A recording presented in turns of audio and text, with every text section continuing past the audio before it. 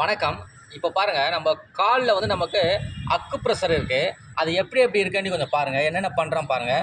இந்த மெத்தடை நம்ம தொடர்ந்து ஃபாலோ பண்ணிகிட்டே இருந்தாக்கா நமக்கு உடம்பு ஃபுல்லாக இல்லை, கால் வந்து மரத்து போகாது.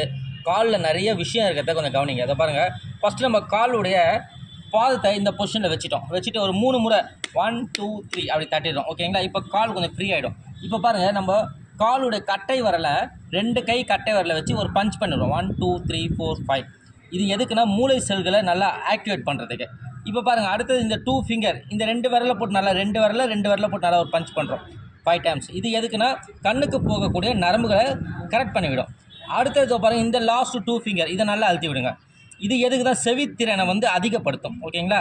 நம்மளுடைய செவித்திறன் வந்து நல்லா வேலை செய்யும். காது கேளாமை, ஓகேங்களா, காதில் சீவடையுது, காதில் வந்து இந்த பிரச்சனை இருக்கிறதுலாம் இது கண்ட்ரோல் பண்ணும். அடுத்தது பாருங்கள், இந்த ஏரியா, அதை பாருங்கள், இது முக்கியமான ஏரியா. இந்த ஏரியா வந்து நமக்கு இதய பகுதி ஏரியா. இப்போ பாருங்கள், இப்படி பஞ்ச் பண்ணி விடுங்க. இந்த இடத்த இப்படி பஞ்ச் பண்ணி விடுங்க. ஹார்ட் பீட் நல்லா வேலை செய்யும். இதுலேயே இதை பாருங்கள், இந்த இடம் இருக்குது பார்த்தீங்களா, யூ மாதிரி இருக்குது பார்த்தீங்களா, இந்த இடம் தைராய்டு கிளாண்டரை இப்படி அழுத்தி விடுங்க. இதுக்கப்புறம் இந்த பாருங்கள், இங்கேருந்து இது வரையும் நமக்கு ஸ்டமக் ஏரியா. இந்த ஏரியா வந்து ஸ்டமக் ஏரியா. அது பாருங்கள், வயிறு ஏரியா. வயிற்றில் நமக்கு ஒரு 8 உறுப்புகள் இருக்குது. சிறுங்குடல், பெருங்குடல், கல்லீரல், மண்ணீரல், கணையம், கிட்னி, பித்தப்பை, தீனிப்பை இருக்குது. இது எல்லாமே இப்படி பண்ணிவிட்டால் நல்லா ஆக்டிவேட் ஆகும். ஓகேங்களா? இப்போ கடைசியாக அதை பாருங்கள், குதிக்காலுக்கு வந்துடுங்க. குதிக்காலை நல்லா லாங் ப்ரெஸ் பண்ணி விடுங்க. இது வந்து நமக்கு பேக் பெயின் வராது. ஓகேங்களா? முதுகு தண்டு நல்ல பிரச்சனை இல்லாமல் ஸ்பைனல் கார்டு நல்லா ஆக்டிவேட் பண்ணி தரும். இதை பண்ணி முடித்ததுக்கப்புறம், இதை செய்ததுக்கப்புறம் இந்த பாருங்கள், இந்த விரலுக்கு இந்த ஆப்போசிட் விரலை நல்லா லாக் பண்ணிவிடுங்க.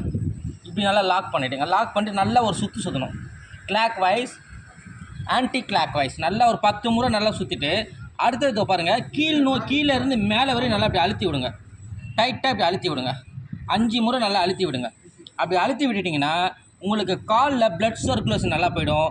சுகர் இருக்கிறவங்க இதை ரெகுலராக ஃபாலோ பண்ணிட்டே வந்தீங்கன்னா உங்கள் காலில் எந்த பிரச்சனை வராது. காலுடைய விரல்களை நம்ம காப்பாற்றிக்கலாம். இதுக்காக இதை பண்ணுறது. ஓகேங்களா? ஓகே, நன்றி. இது மாதிரி 2 காலையும் பண்ணணும். ஓகேங்களா? 2 காலம் பண்ணிவிடுங்க.